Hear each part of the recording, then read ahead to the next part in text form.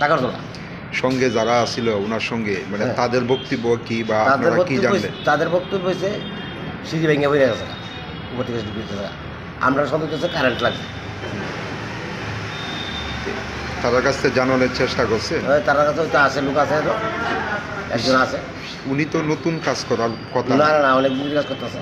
এই সিঁড়ি মানে এই একটা গুরুত্বপূর্ণ কাজের মধ্যে কি মনে হয় মানে সিঁড়ির তারা এই ড্রাইভারের সিঁড়ি নিয়ে একেবারে গেল বা সিঁড়ি কেমনি ভাঙলো সেইটা তো দেখার তারা ব্যাপার।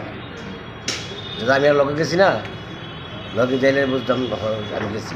পরে আপনারা কিভাবে খবর পাইছেন? ফোন করছে বাড়িতে, বাড়িতে কেউ ফোন করছে আমার। আপনারা কি হাসপাতালে গেছিলেন না জায়গা? না, আমি এই যে হসপিটালে এসেছি। হাসপাতালে কে নিয়েছে? ওই লগের লোক আসলো 2-3 জন, তারা নিয়ে এসেছে। তারা বলে 10 জন কাজে গেছিলো। কোন হাসপাতাল নিয়েছে? প্রথম বিশালগড় হসপিটাল, তারপরে যে জীবিতে। জীবিতে আনার পর মৃত্যু হয়েছে কোন সময়? মৃত্যু হয়েছে 6:30 গতকালকে। গতকালকে। এখন দপ্তরের কোনো আধিকারিকরা আইসেনি হাসপাতালে? না, দেখি। উনি কি মানে অনিয়মিত কর্মী আসিল? তারা তো অনেকদিন ধরে চাইতেছে কাছে, এই কন্ট্রাক্টরের আন্ডারে অনেক 5-6 মাস ধরে কাজ চাইতেছে। যে কন্ট্রাক্টরের আন্ডারে কাজ করতেছে উনি আইসেনি? উনি আমি দেখিনি। এখন কি চান আপনারা?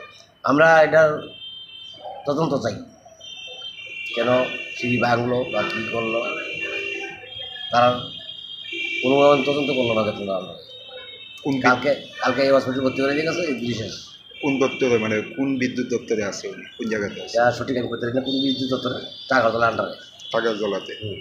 নামটা কি ওনার? এর নামটা জানাচ্ছি তাই, কিন্তু নামটা না না, যার মৃত্যু হয়েছে ওনার নাম কি? রূপক শাহ।